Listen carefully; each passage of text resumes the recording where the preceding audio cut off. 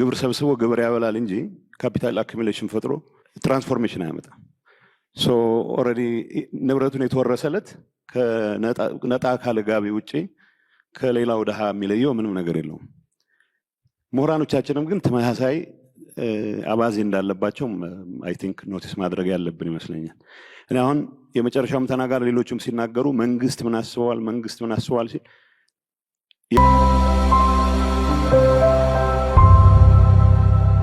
እንኳን ለገና በዓል በሰላም አደረሳችሁ።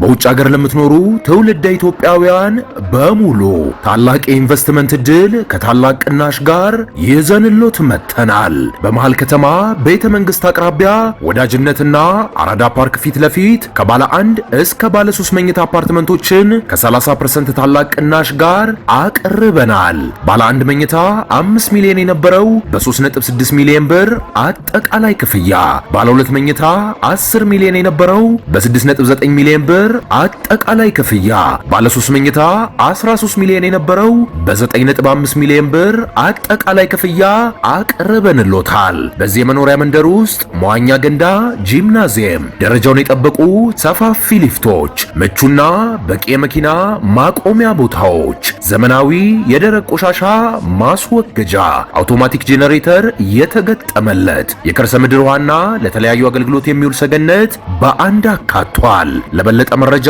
ከታች ባለው ስልክ ይደውሉ። እድሉ ስለተሰጠኝ እኔም ማመስገን እፈልጋለሁ። አስተማሪዎችንም አብሮኝ የተማሩ ሰዎችንም ከስንት ጊዜ በኋላ ለማግኘት እድሉ ስለገጠመኝም የተሰማኝ ስሜት መግለጽ እፈልጋለሁ። ክቡር ጠቅላይ ሚኒስትር ብዙ ነገሮች አንስተዋል። እኔ ጥያቄ ነው አስተያየት እርግጠኛ አይደለሁም የምሰጠው፣ ግን ለፕሮፌሰር ባህሩም አንድ ኖቲስ ማድረገው ፓተርን አለ በኢትዮጵያ የምሁራን ታሪክ። ጠቅላይ ሚኒስትሩ እንዳስቀመጡት ከዘርዓ ያዕቆብ እስከ ተስፈኞቹ ብለው ያስቀመጡት ግምት ሳስገባ እስካሁን ያላሸነፍ ነው የሚመስለኝ ፊውዳሊዝም አላሸነፍ ነው የሚል እምነት አለ። እንዴት እንደምንገልጸው አላውቅም።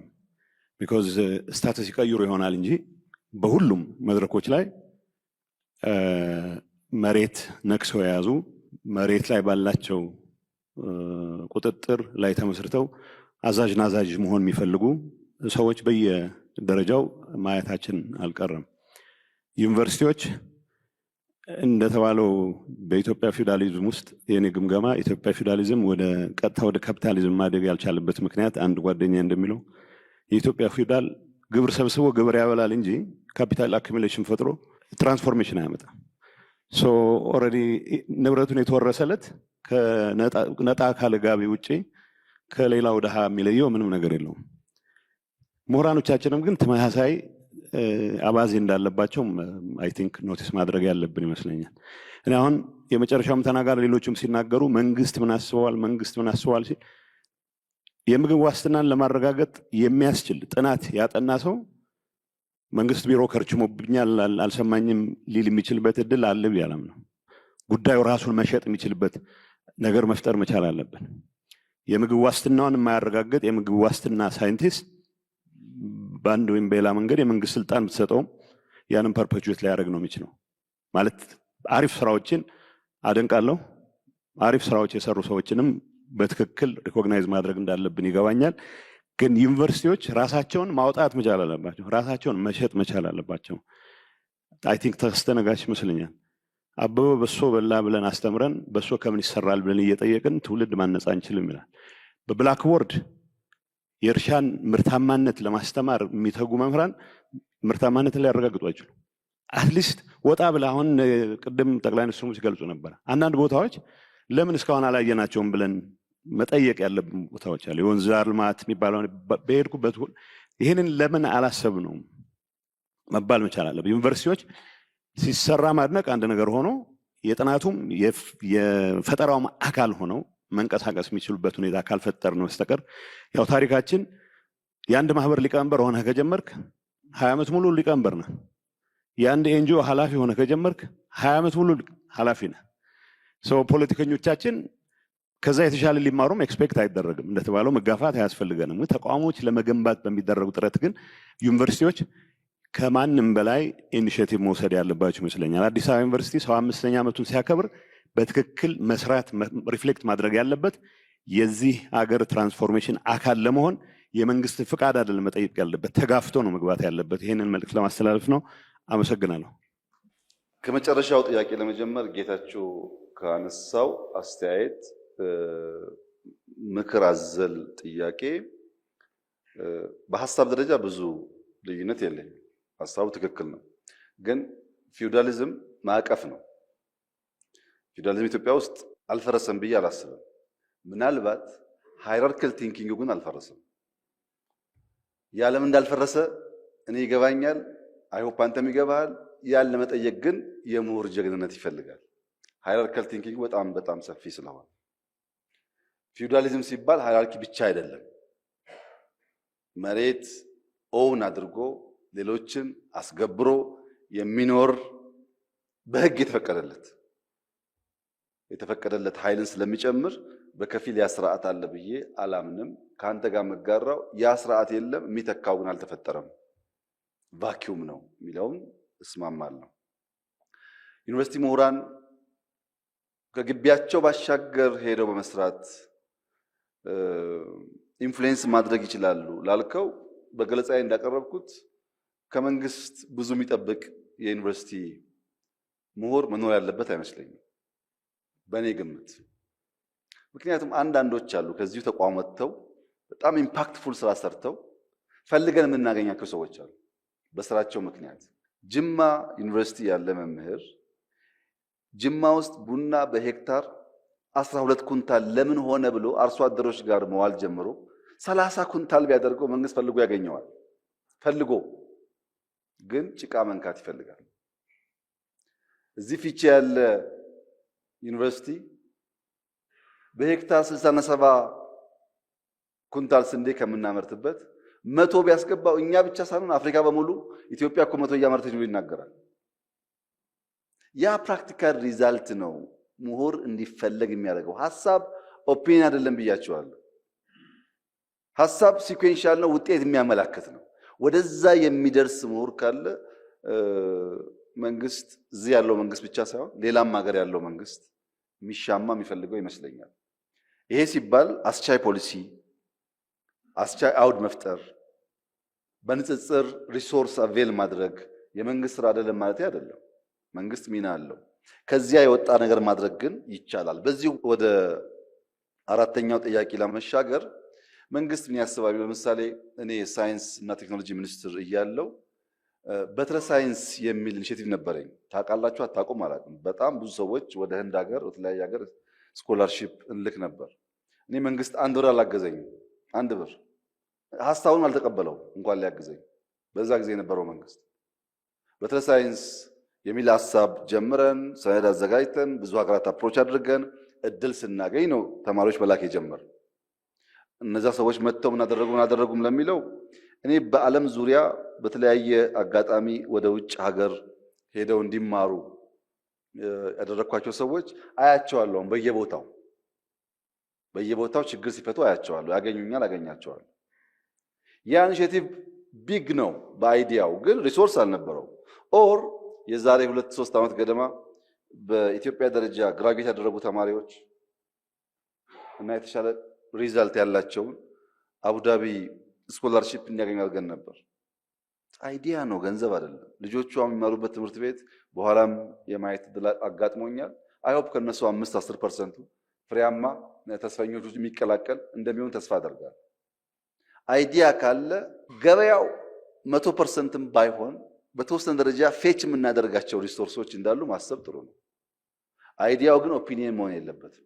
የሚተገበር፣ የሚታይ፣ የሚጨበጥ መሆን አለበት። ለምሳሌ አሁን ስታርታፕ ጀምረናል። አርቲፊሻል ኢንተለጀንስ 200 ገደማ ወጣቶች ምርጥ ኦፊስ አደርጅቶ ተቀብሎ አስተምሮ የነገው የኢትዮጵያ ዩኒኮርን እንዲሆኑ እየሰራ ነው ያለው። ይሄ የምሁራን ሚና ለሀገር ብልጽግና ፋይዳ የለውም ብሎ ከሚያስብ መንግስት አይጠበቅም። በነፃ መንግስት ሐሳብህን ይዘህናና ላፕቶፕ አቅርቤ 3-4 ወር ተለማመድ የሚል መንግስት እንኳን ከመንግስት ውጭ ላለው መንግስቱ ውስጥ ያለም ሰው እኮ ቢሮ ተቀምጦ ቢያነብ ምን እያደረክ ነው የሚባለው? ስራ የለህም ነው የሚባለው። ማንበብ ስራ አይደለም። እነዚህ ልምምዶች ምሁራን በሀገር ብልጽግና ያላቸውን ሚና ለማስፋት ያግዛሉ። በዛ ወደ ሶስተኛው ጥያቄ ለማለፍ ለመወያየት፣ ለመቀራረብ የምሁራን ሚና ለማጉላት ምሁራን መጀመሪያ ጭንቅላታችን ውስጥ ያስቀመጥነውን ዕውቀት ያልነውን መረጃ ያልነውን ጉዳይ መጠየቅ እና ዲኮንስትራክት ማድረግ መጀመር አለብን። ያን ያከማቸው ነገር እንዳለ እንዲቀጥል የምናስብ ከሆነ እንቸገራለን። ለምሳሌ ፕራይም ሚኒስተር ኦፊስ በየወሩ እንደዚህ አይነት መድረክ ፈጥሮ ያወያይ ነበር። በጣም ብዙ ሰዎች ይሳተፋሉ።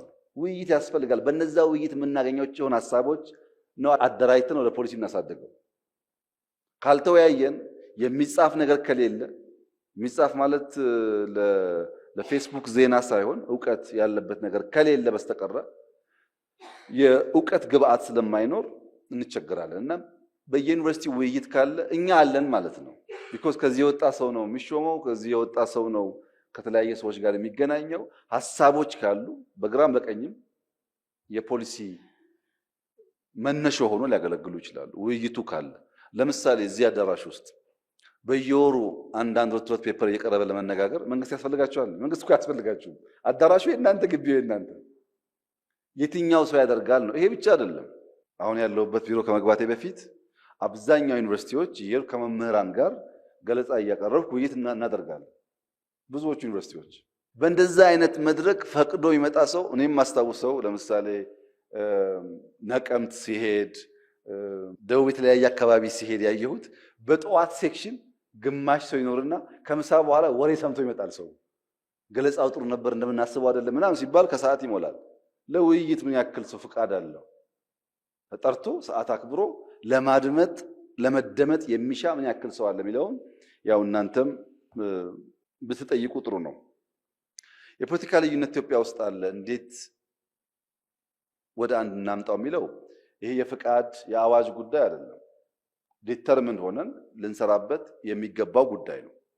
በኔ እምነት ወደ ኋላ ስመለከት ታሪክን በሚዛን ዛሬን በትጋት ነገን በተስፋ ነው የምመለከተው። የትኛውም አንግል ያለ የኢትዮጵያ ክፍል ከማንም ይበልጣል ብዬ አላስብም። የትኛውም ግለሰብ ከማንም ይበልጣል ብዬ አላስብም። ኢኳል ኦፖርቹኒቲ ለዜጎች ይገባል ብዬ አምናለሁ። ለዚህም ተደምረን አገር እናበልጽግ ብዬ አስባለሁ። የለም መበልጸግ የለብንም መደመር የለብንም አሁን የሚያስፈልገው እኔ ነኝ የሚል ኃይል ሊቀረነኝ ይችላል። በኦሮሚያ አካባቢ ሸኔ የሚባል የፖለቲካል እርጋጥ የሚያስብበት እሳቤ፣ በአማራ አካባቢ ጽንፈኛ የሆነ እርጋጥ እሳቤና ፍላጎት ኢትዮጵያን አንድ ስቴፕ ወደፊት አይወስዳትም። እኩል ነን፣ እኩል ሀገር ነው፣ ለጋራ የተሰጠን ነው፣ በጋራ እንኖራለን። የነበረውን የሃይራርኪ እሳቤ እንቀብራለን ካል እንሻገራለን። አለበለዚያስ አይሆንም። አንተ ምን ታምናለህ ከሆነ መደመርን ነው ማምነው። ማመን ብቻ ደግሞ ሳይሆን ጽፌ አቅርቤያለሁ እሳቤዎቼ። መቼ ስራ ላይ ውላሉ? ምንም ጥርጥር የለኝም። እኔ in the next 10 years የተደመረ ትውልድ ነው የሚፈጠር፣ ምንም ጥርጣሬ የለኝም። ምንም ጄኔሬሽን እያየሁት ማገኛቸዋለሁ። ምን አይነት እሳቤ እንዳላቸው አውቃለሁ። በእውቀት በመሰናሰል በመጋራት የሚያድግ ኃይል እንጂ ማናህሎኝ የሚል እሳቤ አዲሱ ትውልድ አካባቢ ብዙ አይታይም። ይሄን ደግሞ ከፈለጋችሁ የዲያስፖራ ልጆች ይመጣሉ ኢትዮጵያ፣ አንዳንድ ነገር ያያሉ። ወላጆቻቸውን ታሳዝናላችሁ፣ ስለ ኢትዮጵያ ያወራችሁና ኢትዮጵያ አንድ አይደለችም ይላሉ። ወይም የእናንተ ልጆች ለራሳችሁ ታማኝ ከሆናችሁ ሳይንስ ሙዚየም ሄዶ ወይም ፍሬንድሺፕ ሄዶ ምናምን ካየ በኋላ ይሄ ሀገር እኮ ይላችኋል። እናንተ ያለ መስማት መስኮታችሁ ዝቅ ከሆነ ወይም በእኛ ትውልድ ያለው ሰው ለመስማት ፍቃድ ከሌለው ይቸገር ይሆናል። ከተሰናሰለ የኢትዮጵያ እሳቤ ውጪ አንድ ስቴፕ መጓዝ አንችልም።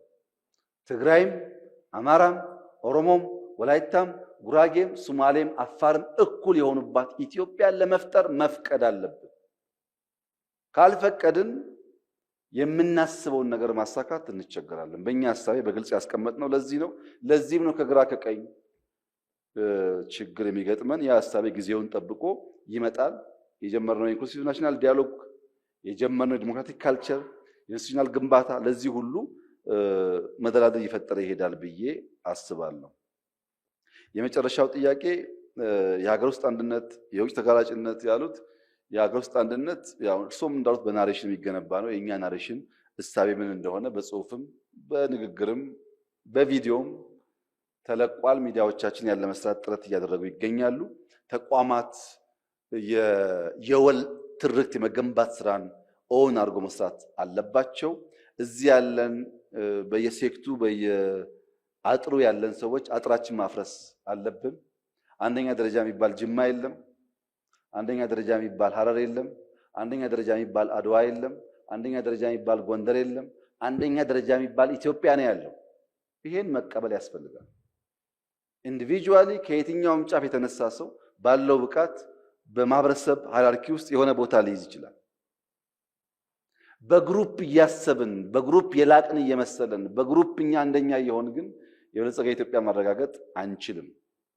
ምሁራን ምን ይጠበቅባቸዋል? አፈር መንካት ይጠበቅባቸዋል። ቡና ሰፈር ያሉ ቡና፣ ስንዴ ሰፈር ያሉ ስንዴ። አሁን በምግብ ራስ መቻል ያለችው እህቴ መስከረም በጣም ኢንትረስቲንግ ሙያ ነው። ለኢትዮጵያ የሚያስፈልጋት ጉዳይ እሱ ነው። በሌማት ላይ ስራ እየሰራ ነው። ችግር አለብን። ጫጩት ከተለያየ ዓለም እያመጣን በኢትዮጵያ ታሪክ ውስጥ ግራንድ ፓረንት የሚባል ኮንሰፕት የመጣው እኮ አሁን ነው። በሚሊየንስ ዶሮ መፍጠር የጀመርነው እኮ አሁን ነው። ግን በሚሊየንስ እንገላለን። ዶሮ በጣም ለበሽታ ሰሰብተብል መሆናቸውን አውቀን ስለማንሰራ ያንቺ ሙያ ያስፈልገናል። ዶሮና ሰው እንዴት ተግባብቶ ፕሮዳክቲቪቲ እንደሚያሳድጉ ካላወቅን ስንዴን ባመረትንበት ዕውቀት ዶሮና አምረት ብንል እንጨርሳቸዋለን። ያስፈልጋል ሙያው። ጠጋ ብሎ ግን መሄድ ያስፈልጋል። የዶሮ ምርት አንቺም እንደምታውቂው በጣም ሽታው አስቸጋሪ ነው። ቀርበን ፕሮብለም ሶልቭ ማድረግ አለብን። ቅድም ደጋግሜ ያስቻለው ፕሮፌሰር እኔ በየቀኑ ጥያቄ ስለሚፈጥርብኝ ነው። ፕሮፌሰር ባህሩ ዘውዴ የኢትዮጵያ ታሪክ እንደዚህ ያስጨነቃቸውና የገረገሩ ሰውዬ ከእንጦጦ ጀምሮ እስከ ፒኮክ ያለውን በሁለት ሶስት ቀን እንኳን ተጉዞ በእግራቸው አይተውት ይሆን ወይ ብዬ እጠይቃለሁ። ምክንያቱም እውነቴን እነግራችሁ እናንተ የምታውቁት የአዲስ አበባን ፊት ነው። የአዲስ አበባን ጀርባ አታውቁትም።